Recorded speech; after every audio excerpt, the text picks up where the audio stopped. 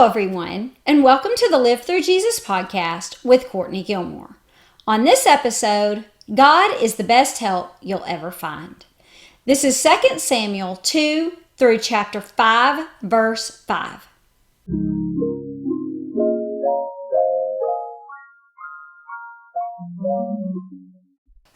Have you ever had someone try to help you and you're like, please don't. You're just going to make things worse. I do not need your help right now. A lot of times this is what happens, right? People try to come in and they try to help you and it's like, I know what I'm doing. I do not need your help. All you're going to do is mess this up. This is probably how my husband feels whenever I try to come and help him do something outside or something. He's like, please go away. I don't need your help. But especially when someone tries to help us with like a problem. Sometimes they mean well, they're trying hard to help you, they care about you a lot, but their goals are not your goals, or they don't know the whole story. Something isn't going to work out right. And so better for them to just not try to help you. And then other times it's like, you can't help me. You're just a person and you don't have any power and you don't know enough. And so I'm just going to go to God. That is our best bet. He is the one that actually knows all the things and can do them all perfectly.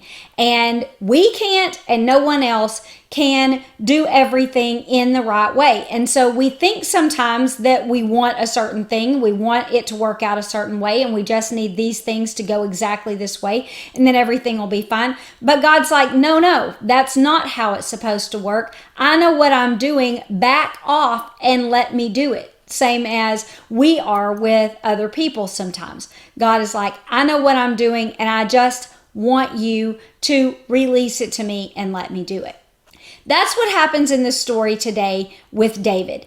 All these people keep trying to help David by taking care of all of his adversaries. And he's like, I didn't need any of that. God is able to help me. God's been taking care of me all this time. He knows what he's doing. All y'all are doing is messing everything up. And so I just need you to stop. And so in the last episode, we had a guy come to David and tell him, hey, King Saul and his sons are dead. And I am the one that put him out of his misery. He thought that this would make David happy. And David's like, I'm not happy about that. I know that the Philistines are the ones that actually wounded him, but you think it's going to make me happy for you to come and tell me that you put him out of his misery because he asked, and you're saying it to me as if I should be happy about this, and I'm not happy about this, and he killed him. He was like, you had no respect for the king. You're coming to me as if this is gossip, and I'm not happy about it. You did not do the right thing. Then after he killed this guy, executed him for the crime of murder, then he wrote this beautiful funeral song and put it in the book of Asher for everyone to remember Saul and Jonathan. And so after he wrote this song, then it should have been pretty self-explanatory. It's like God told him already that he was going to succeed Saul as the king. And so he should have been like, okay, so now I go take the throne. But David has been trusting God for too long to go out on his own. And so he says, okay, God, now what do I do? Should I go to Judah? And God's like, yeah, go to Judah. And he's like, where do I go in Judah? And he said, I want you to go to Hebron. And Hebron was the highest place in the land of Judah. Judah was David's land, his territorial land. He was from the tribe of Judah. And this is a Levitical city, which now lies in the West Bank. And this is where Abraham and Sarah, Isaac and Rebekah, Jacob and Leah are all buried. So this is a very familiar town for, the Israelites, where it all began. And also, whenever they first came into the Promised Land, this town was owned by Anak and his 3 sons. And when the Israelites came in and took over the territory, Caleb gained this territory and defeated him, Anak, and his 3 sons. And so this is a big area called Hebron, but it's made up of several smaller territories.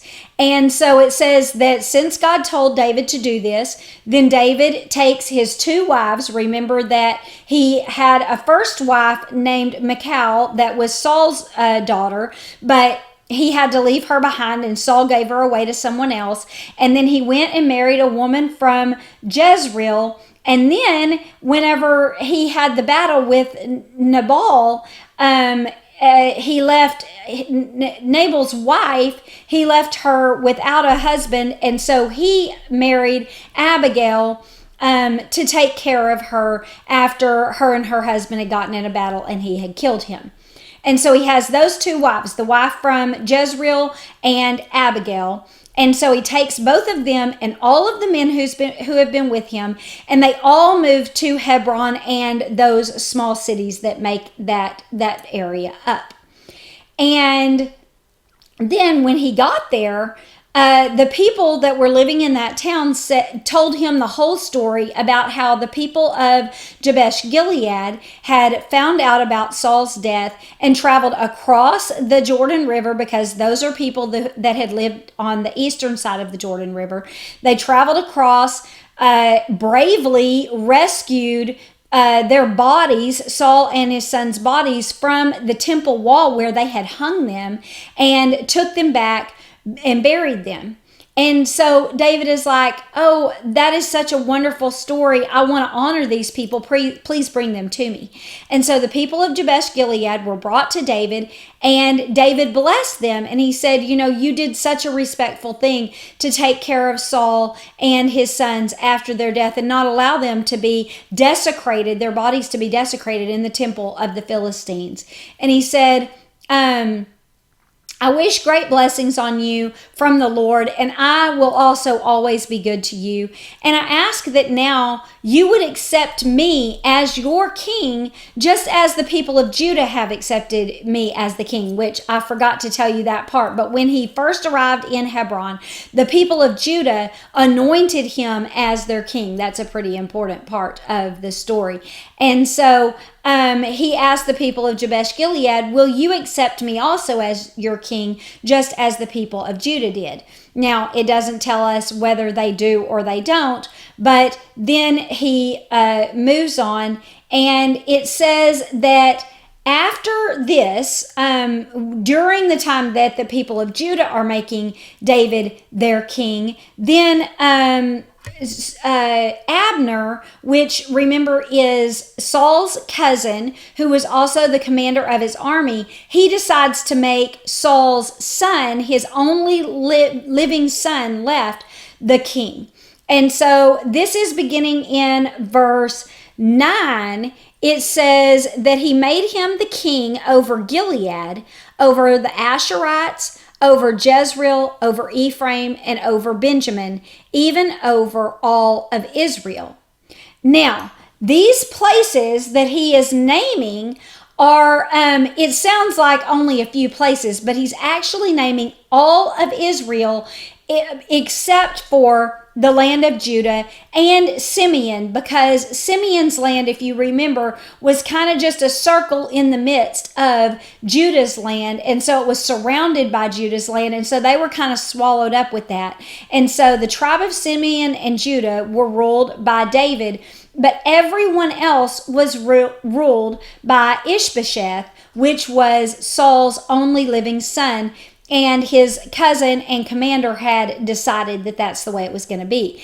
And when he names Gilead, he's using all the 2.5 tribes on the eastern side of the Jordan. He's calling all of them Gilead. So Reuben owned land over there, Gad owned land over there, and half of the tribe of Manasseh owned land over there. And so he's calling that whole part Gilead. And then he says the Asherites, which are from the tribe of Asher. And then he says Jezreel. And all of the people from Zebulun, Naphtali, and Issachar covered that area, the Jezreel Valley.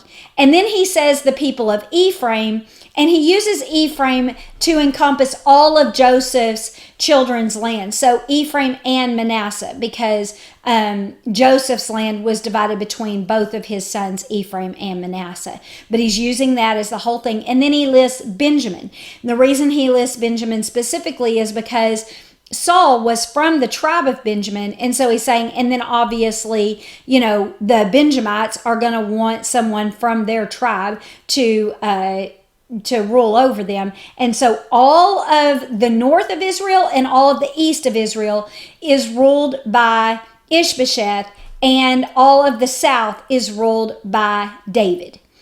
And then it goes on in verse 10 and 11 to say that Ishbosheth, Saul's son, was 40 years old when he became king over Israel, and he was the king for 2 years. And the house of Judah, however, followed David. And the time that David was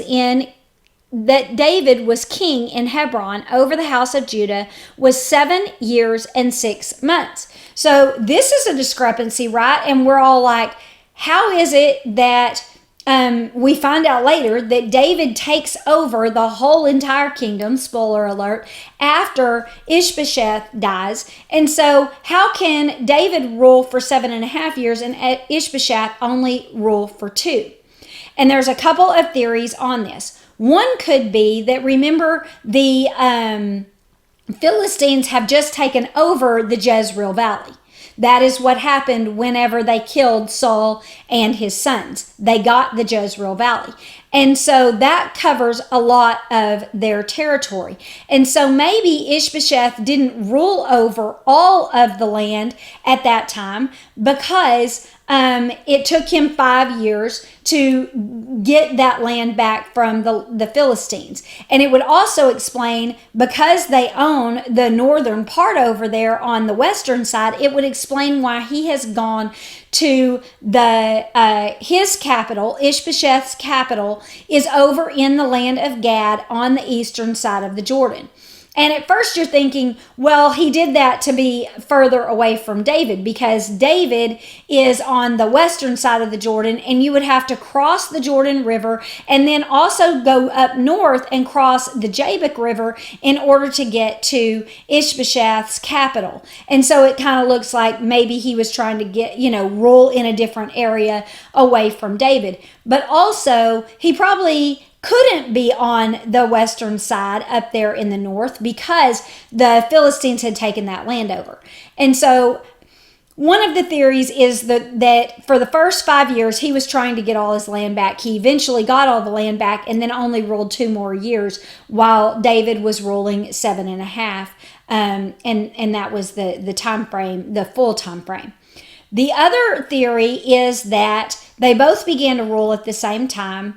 And, he was taking back that territory in that time frame. And then it says that David was ruling in Hebron for 7.5 years. And so it's just saying that he continued to rule in Hebron even when he got control over the whole land. And they didn't start counting his next reigning time until he moved to Jerusalem. And so they're saying, 7.5 years in Hebron, even though part of that time was with Judah and part of that time was with everyone. That doesn't make a lot of sense to me. It also doesn't make a ton of sense that it took him 5 years to get the land back, but I think that makes more sense. It also can be a combination of both of them. None of it really matters. We don't have to know exactly how it all worked out. We just know that it's true because the Bible says it. But those are at least the theories, so that y'all know what, how you can reconcile that. So anyway, in the beginning, they were arguing as to who gets to rule the land. And they decided to meet together and try to figure this out. And so they go to the pool of Gibeon and to discuss this, who's going to rule the land. And they have recently excavated what they believe to be the pool of Gibeon. And it is cut out of the bedrock in Gibeon. and it's 37 foot in diameter and 82 feet deep. And it has a limestone spiral staircase made out of 79 steps that goes down into this pool. So it's a very beautiful place, I'm sure. And both of the sides, David and Ishbosheth's sides, came there to discuss this, saying they sat on either side of the pool, and each of their commanders, Abner, who was Ishbosheth's commander, he was also Saul's, and then David's nephew Joab was his commander. So the two commanders talked and they said, no reason for us to go to war over this and have both of our armies killing lots of people. Let's just get some champions to represent each side and fight, and then whoever has will get 12 each. Whoever has the most standing at the end is the winner, and he gets to be the ruler over the land. That sounded like a good idea to everyone. So each of them selected 12 champions, and then they paired them up and they began to fight. But it wasn't much of a fight. Both of them just stabbed each other with their swords, all 12 of them. And so all 24 men lay dead, and no one is a clear winner. And so then they just begin to fight. And David had two other nephews. All of these men, Joab and Abishai and Asahel, all three of these men were sons of his sister Jeruiah. I do not know how to say these names, so I'm just making them up, sounding it out as I can. But these were sons of his sister, and they were all in his army. And so one of the sons, Asahel, they said was very fast, and so he began chasing Abner. And Abner was like, hey, quit chasing me. Like, I don't have a problem with you specifically. I don't want to have to answer to your brother, who is the commander of the army. Quit chasing me. I don't want to kill you. And he's like, yeah, I'm not going to do that. I'm going to kill you. And so finally, Abner turns around and it says stabs him with the butt of his spear, and it is so forceful, apparently. I don't know how you kill someone with the butt of your spear. I don't know what the butt of his spear looked like, but he did it so forcefully that it shoved all the way through Asahel's stomach and killed him. And so then the other two brothers are chasing after Abner. They're trying to kill him. And then they run to this hill, and all of the Benjamites gather around Abner, and all of the Israelites are there with the two brothers. And Abner calls out to Joab, and he's like, hey, are we really going to do this? A lot of men have already died. Why do we have to keep fighting? Let's stop all this madness. Call off your people. And Joab's like, fine. Sounds good to me. I don't want any more people to die either. And so he blows the trumpet, calls his men away. And then Abner goes back to the capital of where Ishbosheth is ruling. And the two living brothers and all of the Israelites go back to Bethlehem, and they bury their brother in the tomb that their father possesses there in Bethlehem. And then they go back to David in Hebron. And so then after that, the two sides continue to argue over who is going to be the king of all of Israel. And it says that David's house grew stronger while Ishbosheth's house grew weaker. And during his time in Hebron, David has 6 sons. The first son is born to his wife that he married from Jezreel, and his name is Amnon. And the second one is born to his second wife, Abigail, and his name is Chileab. And then apparently after he moved to Hebron, he married the daughter of the Jeshurite king. Jeshurites were up north on the eastern side, just northeast of the land that was owned by the Israelites on the eastern side of the Jordan, up near Syria in that area. And presumably he married the daughter of the king there so that he would ally with him instead of Ishbosheth, because Ishbosheth is right there south to his south, and it would make sense for him to make an alliance. So David's like, no, I'm making an alliance first, so you don't side with him, and then all of you on the eastern side of the Jordan come after me. And so he married his daughter, and she had his third son, and his third son's name was Absalom. And then it tells us that he had three more wives, and each one of them had three sons. We have no idea why he married them, who they were, anything like that. We just know that he had six sons, one by each one of the women. And then we'll begin reading in verse 6 about the Saul's side of the family. And so this is 2 Samuel 3, verse 6. And it says, it came about while there was war between the house of Saul and the house of David, that Abner was making himself strong in the house of David. Now Saul had a concubine whose name was Rizpah, the daughter of Aiah. And Ishbosheth said to Abner, why have you gone into my father's concubine?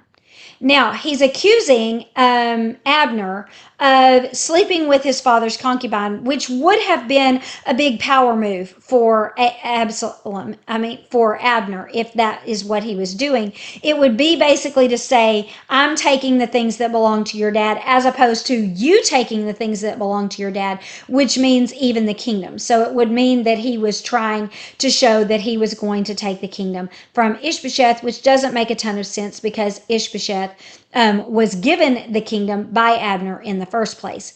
And so Abner is very angry about this, and he says to Ishbosheth, am I a dog's head that belongs to Judah? Today I show kindness to the house of Saul your father, to your brothers and your friends, and I have not delivered you into the hand of David. Yet today you charge me with the guilt concerning this woman. And so what he's trying to say here is, he's like, I didn't turn you over to David. I have protected you and the house of Saul this entire time, and then you accuse me of trying to take over the house. What am I? Am I like a dog of Judah? And the reason he's saying that is because at that time, dogs were scavengers. They ate whatever was around. And so he's saying, you think that I'm trying to take from the dead man? I'm trying to take his kingdom away from him like David is trying to do? He's like, no, that's not what I'm doing. And because you accused me of that, I'm done with you. And so in verse 9, he says, may God do so to Abner, more also, if as the Lord has sworn to David, I do not accomplish this for him, to transfer the king from the house of Saul, to establish the throne of David over Israel and over Judah, from Dan to Beersheba. So what he's saying is I'm done with you. God already promised the kingdom to David, and now I'm going to deliver it to him. And I want David now to be able to rule from Dan in the north to Beersheba in the south. And so basically the whole nation, that's what he's trying to get across to to Ishbosheth. And it says after that, Ishbosheth doesn't say another word to his uncle because he's like, apparently you're mad at me and I'm not going to bother you anymore. But Abner wasn't joking. And so we move on to chapter 12, and it says, then Abner sent messengers to David in his place and said, whose is the land? Make your covenant with me, and behold, my hand shall be with you to bring all Israel over to you. And David said, good, sounds like a plan to me. I'll make a covenant with you, but I demand only one thing of you, that you will not see my face until you bring my first wife, Michal, Saul's daughter, with you when you come to meet with me. And so then David sent messengers to Ishbosheth, and he said, give me my wife Michal, whom I was betrothed to, for 100 foreskins of the Philistines. And so he was betrothed for the killing 100 Philistines. And then he actually did marry her. And so he's like, Saul gave her away. He wasn't his to give away. He gave her to me because I killed all of those Philistines for him. And so I deserve her and I want her back. And it says Ishbosheth sent and took her from her husband because Saul had given her to another man. And he took her from her husband. And it says very sadly that her husband went with her weeping as he went. And he followed her, but Abner called him back and said, yeah, you're not getting her back. My dad gave her to you under false pretenses, and now she's gone back to her first husband. And so sad for him because he apparently cares about her, he wants her, but he never deserved her in the first place. And so then in verse 17 it says, Now Abner had consultation with the elders of Israel, saying, In times past you were seeking for David to be king over you. Now then, do it. For the Lord has spoken to David, saying, By the hand of my servant David, I will save my people Israel from the hand of the Philistines and from the hand of their enemies. So he says, I know you've been wanting him to be your king all this time, and God has promised it to him, so go ahead. And Abner also spoke in the hearing of Benjamin. And in addition, Abner went to speak in the hearing of David in Hebron, all that seemed good to Israel, and said to the whole house of Benjamin. So he says, even the tribe of Benjamin, who Saul and Ishbosheth belonged to, have agreed to this. Everybody is in agreement that you can now be the king, David. And so he goes to David to tell him that. And in verse 20, it says, Abner went with 20 men to see David in Hebron, and David made a feast for them there. And then Abner said, Let's rise and go and gather all of Israel to you as the king, and we'll all make a covenant with you. You know, it's not just me and you making a covenant, everyone is making a covenant with you. And so David sent Abner away in peace. And behold, the servants of David and Joab came from a raid and brought much spoils with them. But Abner was not with David in Hebron, for he had sent him away, and he had gone in peace. And so when Joab and all of the army that was with him arrived, and they told Joab, saying, Abner the son of Ner came to the king, and he sent him away, and he's gone in peace. Then Job's like, Are you kidding? That guy killed my brother. And so he came to the king and he said, What have you done? Behold, Abner came to you. Why have you sent him away in peace? Why is he already gone? You know that Abner the son of Ner has come to deceive you and to learn of your goings and your comings in and find out what you're doing. He's spying on you. He doesn't have good intentions. But David doesn't do anything about it. And so then Joab, beginning in verse 26, came out from David, and he sent messengers after Abner, and they brought him back from the well of Sirah. And David didn't know any about this. So Joab sent for Abner, and David didn't know anything about it. And when Abner returned to Hebron, Joab took him aside into the middle of the gate to speak with him privately, and then he struck him in the belly so that he died on account of his brother.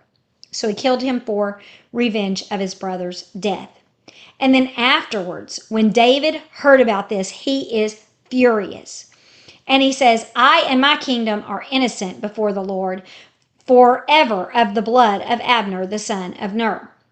May it fall on the head of Joab and on his father's house. And then he curses him, and he says, May not there fail from the house of Joab one who has a discharge, one who's a leopard, one who holds a distaff, one who falls by the sword, or one who lacks bread. So basically he's like, I hope that everyone in your house is sick or disabled or weak or dead or impoverished because you did this thing. I hope that God curses your whole family with these things. And so Joab and his brother, it says, killed Abner because they put their brother to death. Then David says to Joab, And to all the people who were with him, you need to tear your clothes, dress in sackcloth, and lament over Abner, the guy that you killed. You should be upset about this. And then they buried Abner in Hebron, and the king lifted up his voice and he wept at the grave of Abner, and all of the people wept.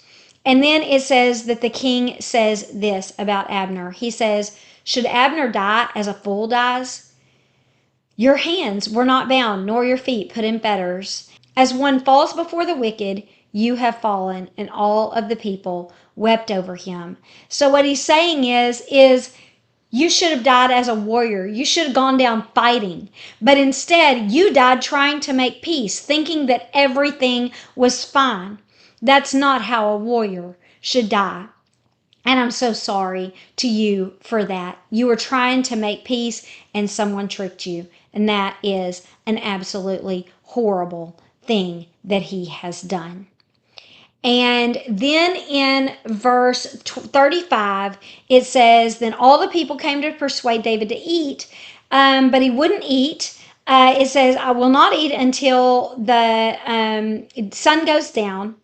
And, this was a big deal that they killed Abner because he's the top negotiator for the nation of Israel. And so to kill the top negotiator might make all of the Israelites turn against him, And so he's like, this is a really horrible thing. I'm upset for Abner, and I am upset about the fact that this may have just, sabotaged the whole deal.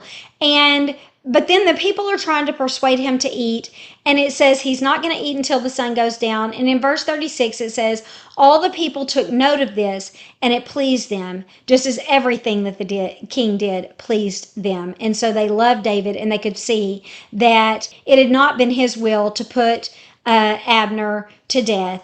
And then, knowing that they understood this and they accepted him, David says to them, "Do you not know that a prince and a great man has fallen this day in Israel? I am weak this day, even though I'm the anointed king." It's like I couldn't even do anything about it.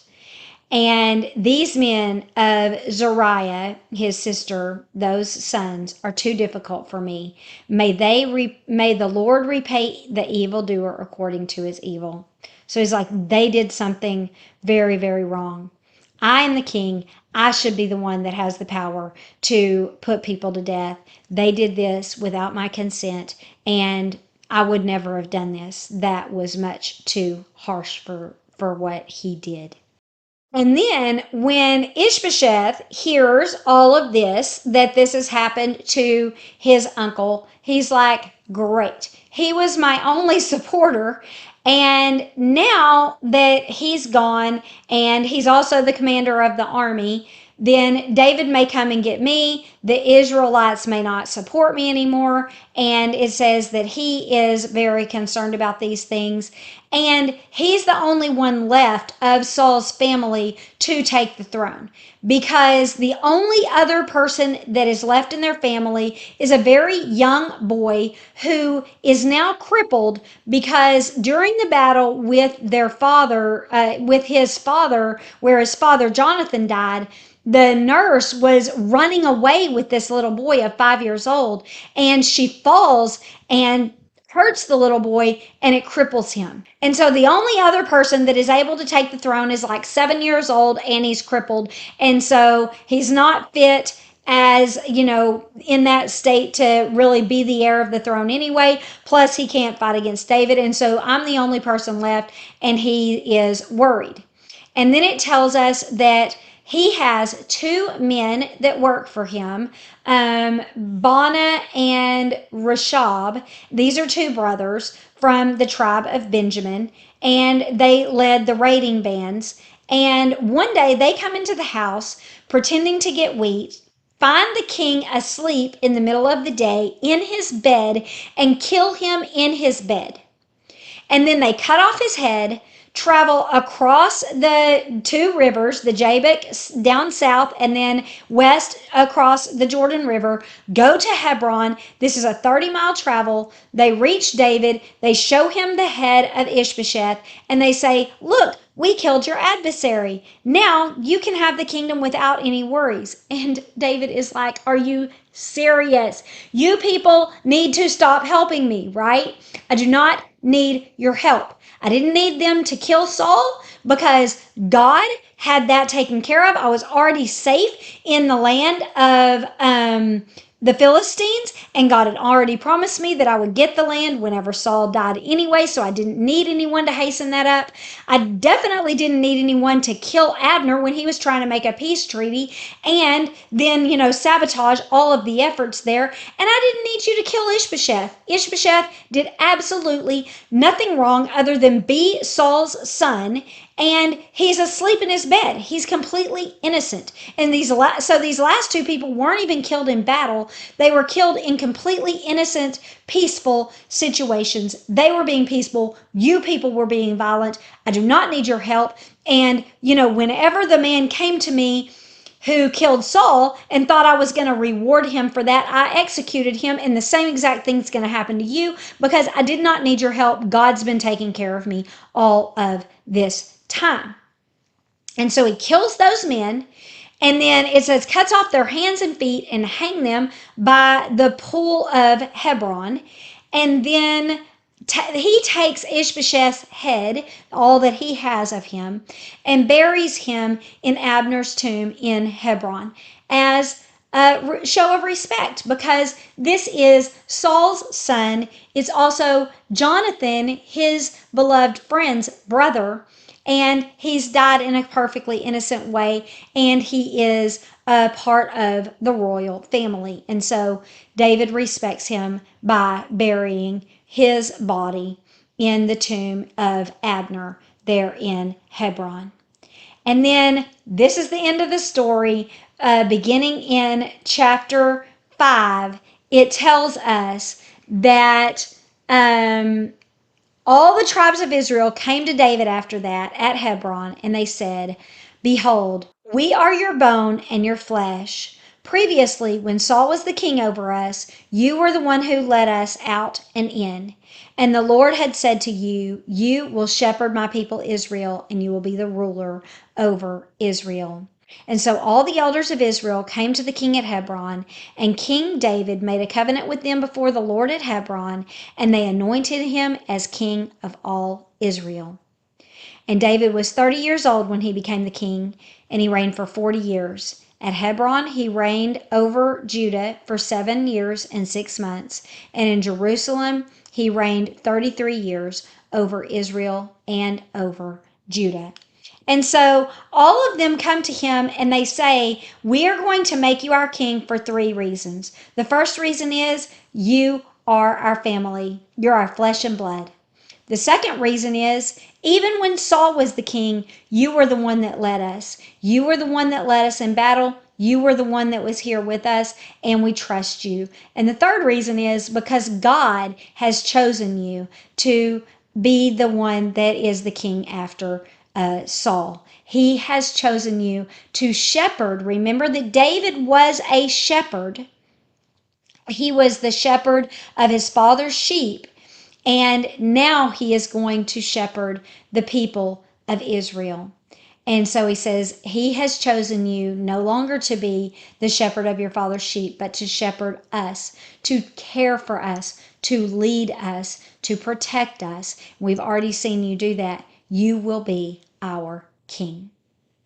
And this is the third time that he has been anointed. The first time by Samuel, when Saul was still the king, but God had rejected him. The second time by only the people of Judah, and the third time by all of Israel. And so David is now their king, all of Israel's king. And so let's talk about what we can learn from this lesson today. David's top 3 adversaries are dead, and yet he's not happy with any of the people that killed him, right? Because he didn't need it. He even told them in chapter 4, verse 9, he says, as the Lord lives, who has redeemed my life from all distress, I'm going to kill you guys that did these things to Ishbosheth. And so he's saying, I didn't need you to do this because God's been taking care of me all of these years. He took care of David when David was shepherding his father's sheep. When Saul told him, "You can't fight Goliath," he said, "Yes, I can, because God will help me just as he takes care of me. When a lion or a wild animal comes after my father's sheep, I'm able to take them by the mane and hit them with a club and kill them, and God doesn't let me get hurt at all." And so if I can do that with a lion, then I can certainly do that with this uncircumcised Philistine, this man who is against God, cursing him.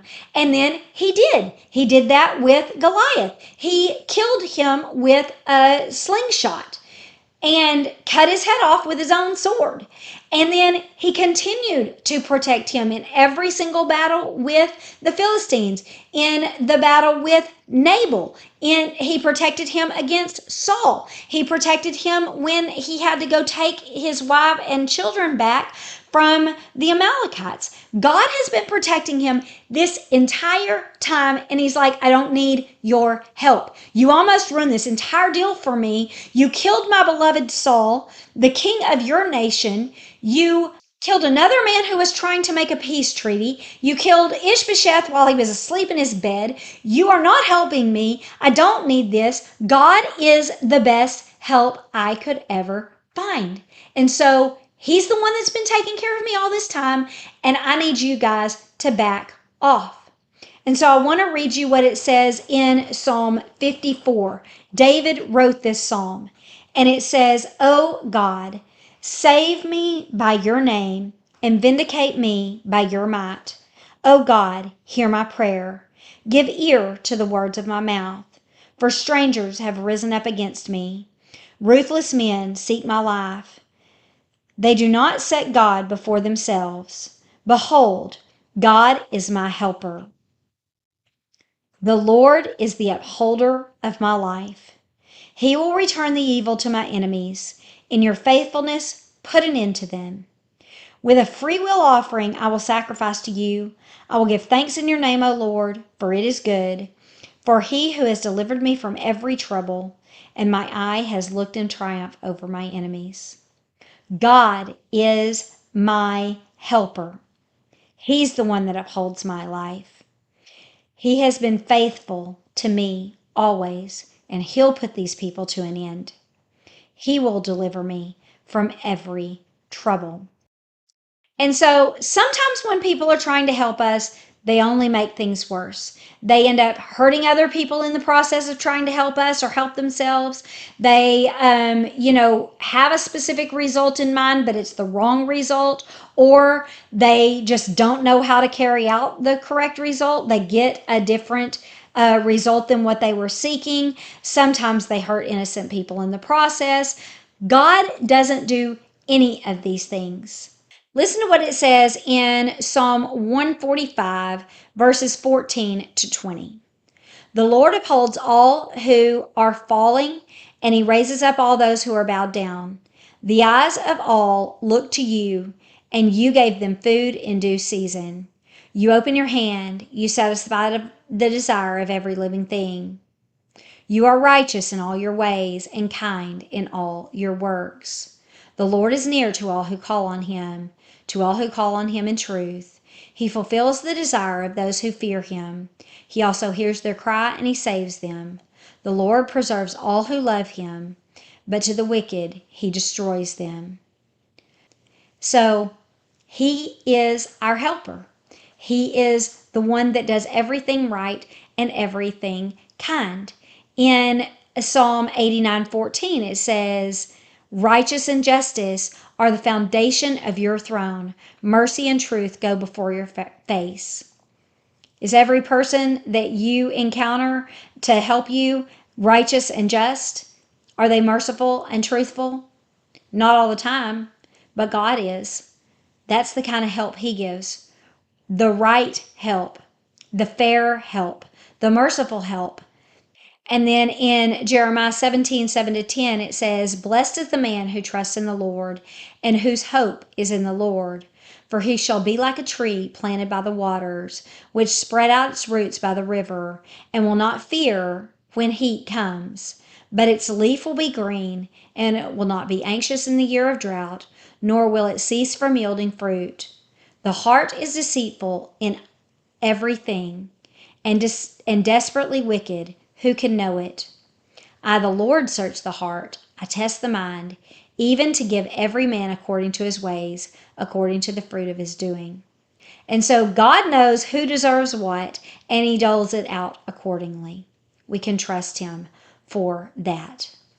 And then in Romans 8:26-28, it says, in the same way, the Spirit also helps in our weakness. For we do not know what to pray as we should, but the Spirit himself intercedes for us with groanings too deep for words. And he who searches the hearts knows what the mind of the Spirit is, because he intercedes for the saints according to the will of God. The Spirit knows what to ask God for before we even know. Sometimes we don't even know what to ask God for. And the Spirit intercedes for us because he knows our will and he knows the Father's will. And so all we have to do is go to God, and he will help us according to the correct way, even if we don't know what that is. And then in verse 28, it says, we know that God causes all things to work together for the good of those who love God and are called according to his purpose. So God can work everything together for the good of every single one of his children. No person can do that. We don't have the power for that. But God knows what's best for every single person, and he's able to work everything in the whole world together to make that come about. That's some great power. Isaiah 55:8-11 says, for my thoughts are not your thoughts, and my ways are not your ways, says the Lord. For as the heavens are higher than the earth, so are my ways higher than your ways, and my thoughts than your thoughts. So God knows, you don't. That's what he's trying to say.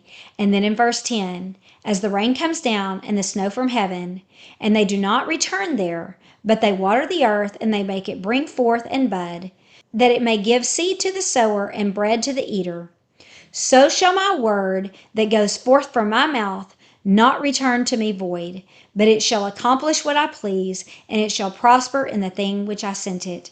So he's saying, just as whenever I send rain down to the earth, it accomplishes its purpose and doesn't come back to me until it has watered the earth, the same thing happens whenever I send my word out. When I send my word out, it accomplishes whatever I intend it to. So when I say something needs to happen, it happens. It never, ever fails to happen if I call on it. And then in Numbers 23:19, it says, God is not a man that he should lie, or a son of man that he should repent. Has he said, and will he not do? Has he spoken, and will he not make it good? So it's like, people, sometimes they lie, sometimes they change their mind. That doesn't happen with God. If God fully intends to do something, he does it, and nothing can change his mind. Everything he sets out to accomplish, he accomplishes. Zephaniah 3:5 says, the Lord is righteous in her midst. He will do no unrighteousness. Every morning he brings forth his justice to light. He never fails, but the unjust knows no shame. God is righteous. He can't do anything unrighteous. He is just, and what he does never ever fails. So I'm going to end with this psalm. This is Psalm 46. God is our refuge and our strength, a very present help in times of trouble. Therefore, we will not fear, even though the earth is removed and the mountains be carried away into the midst of the sea, though its waters roar and be troubled, though the mountains shake with its swelling. There is a river whose streams shall make glad the city of God, the holy place of the tabernacle of the Most High. God is in the midst of her, and she shall not be moved. God shall help her just as the break of dawn. The nations raged, the kingdoms were moved. He uttered his voice, and the earth melted. The Lord of hosts is with us. The God of Jacob is our refuge. Come, behold the works of the Lord, who has made the desolations of the earth. He makes war cease to the ends of the earth. He breaks the bow and cuts the spear in two. He burns the chariots with fire. Be still and know that I am God. I will be exalted among the nations. I will be exalted in the earth. The Lord of hosts is with us. The God of Jacob is our refuge. He is our helper. He is our ever-present help in times of trouble, and He comes to our aid just in the nick of time. So stop relying on people who can't help you and only will mess things up, and look to God for help. He is the best help you will ever find.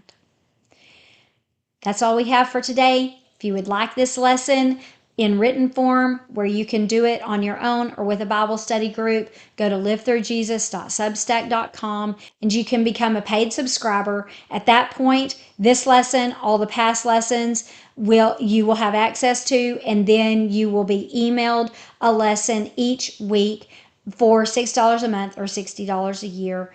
And then if you don't want to do that, then still go to LivethruJesus.substack.com, become a free subscriber, because I also do blog posts with these that don't go through the whole lesson, and they just are applications for us, kind of like a little devotion. I also teach those on a separate YouTube and podcast channel called Live Through Jesus Weekly Devotions. And so you have free options if you don't want the full lesson. And then also join me on social media at LivethruJesus. And I'll see you back next week. Thanks, and have a good day.